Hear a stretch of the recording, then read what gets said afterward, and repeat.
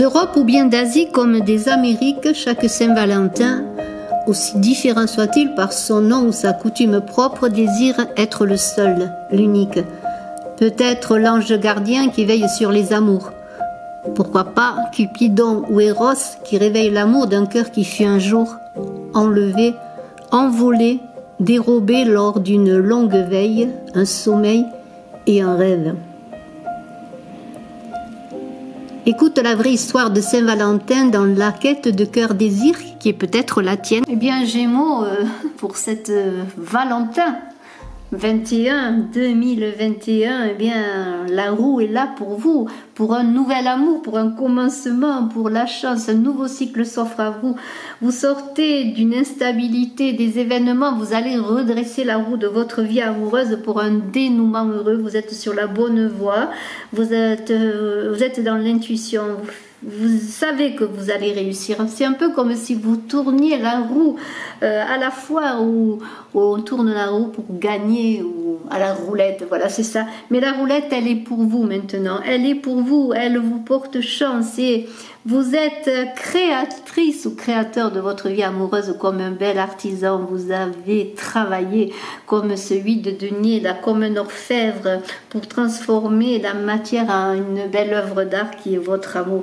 Et vous avez réussi à, comment pourrais-je dire, à avoir un certain pouvoir sur la matière pour traverser vos propres conflits. Et maintenant, vous êtes prêt. Vous êtes prêt pour l'équilibre amoureux, vous êtes prête pour l'équilibre amoureux. Vous êtes cette impératrice qui est là au milieu, qui est dans la parole créatrice. Maintenant, vous savez communiquer sur votre amour. Vous savez l'autorité, vous avez une énergie yang pour féconder, et attention, qui s'y frotte s'y pique, parce qu'il ne faudrait pas venir vous malmener, vous avez du répondant. Mais là, on est dans l'amour, vous avez envie d'accueillir, mais d'accueillir dans l'équilibre, dans une énergie qui est « je crée, j'ai œuvré, je reçois ». Et la roue, enfin, cette roue karmique m'ouvre les portes d'un nouvel horizon amoureux pour une régénération amoureuse.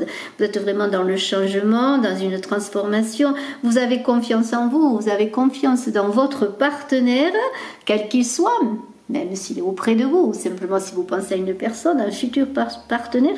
Peut-être allez-vous, ce week-end, vraiment enclencher quelque chose de nouveau, quelque chose de beau, parce que vous désirez vraiment créer de la beauté, de l'harmonie et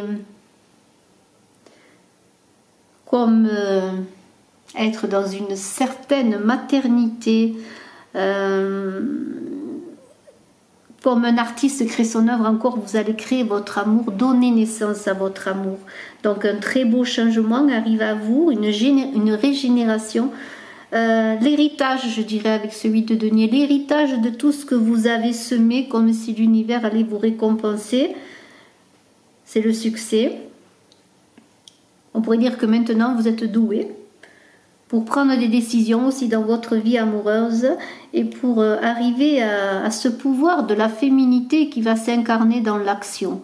C'est vraiment très très beau. Je vous laisse maintenant avec Cœur Désir pour connaître la vraie histoire de Saint-Valentin. Je vous remercie et je vous dis à très bientôt. Bonne Saint-Valentin encore. Cœur Désir. Dans un temps qui n'appartient qu'à lui, Cœur fut un jour enlevé, dérobé lors d'une longue veille, un sommeil et un rêve. Cœur partit à sa recherche avec Désir son maître. Désir était chevaleresque.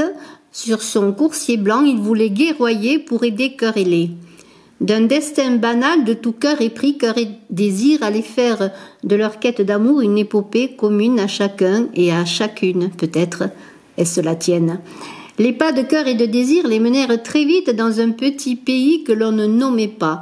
Pays ensoleillé où les vents nombreux criaient et murmuraient aux oreilles des fous la voix empruntée à leur cœur épris d'amour. Cœur et Désir furent vite conduits dans la vallée d'un fleuve impétueux par un cri froid et sec que l'on nommait Mistral. Tout près d'une colline, Espérance attendait, impatiente, devant une haie de cyprès qui courbèrent leurs têtes pour former un dé qui les mirent à l'abri du vent qui hurlait en rafales.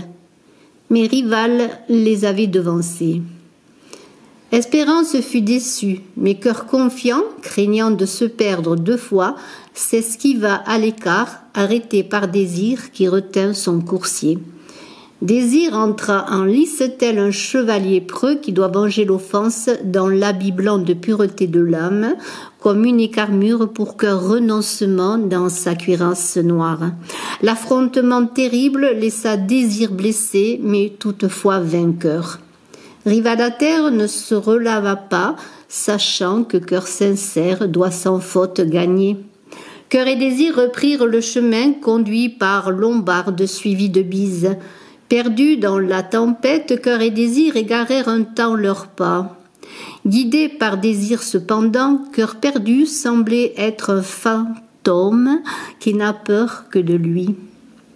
Des montagnes immenses, qu'aucun homme, tant humain qu'il puisse être, n'avait jamais franchies, les stoppèrent bientôt dans un vent sec et tiède, aidés de fortes pluies qui giflaient leurs visages.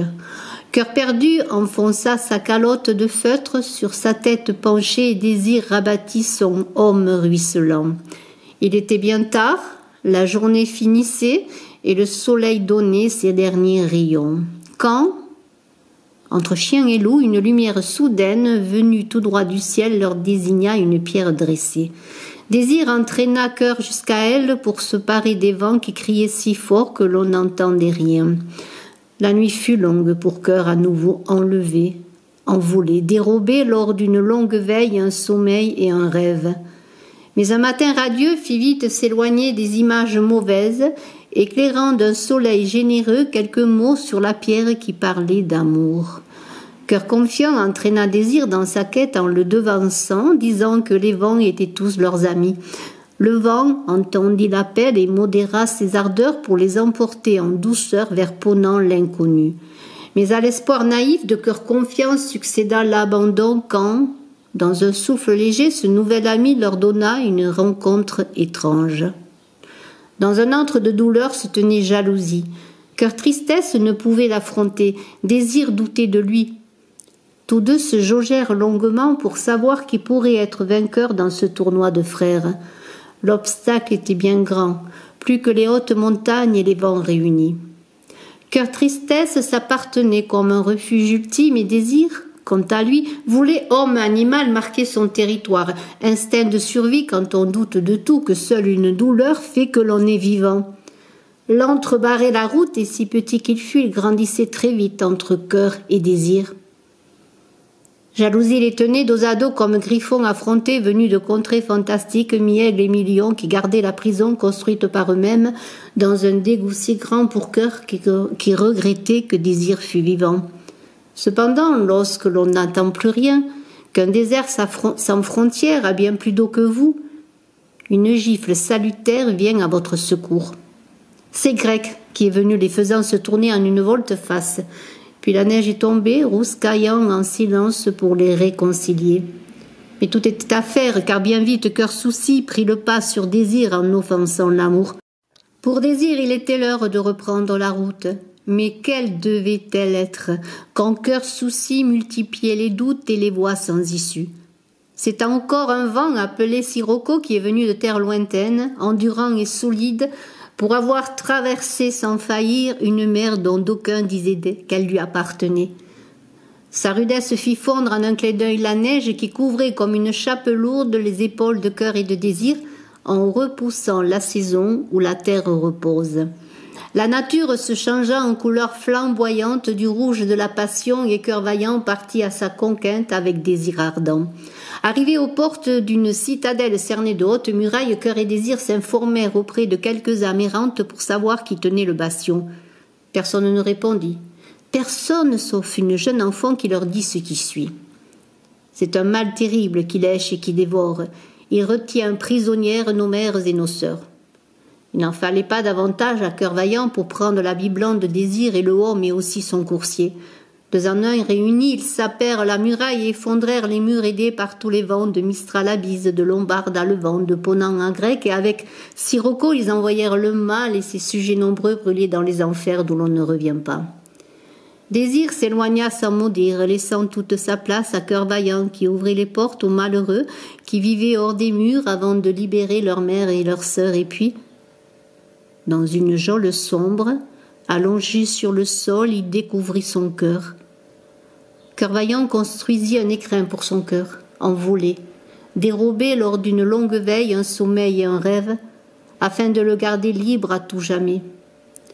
Les habitants appelèrent cette ville Valence en l'honneur de leur libérateur, et valentinois ils furent. Puis ils ajoutèrent un saint à leur calendrier en souvenir de lui. C'est ainsi que lorsque l'amour s'arrête sur un cœur et que se réveille la terre prête à recevoir, un saint dit Valentin, à Cœur Vaillant pour tous.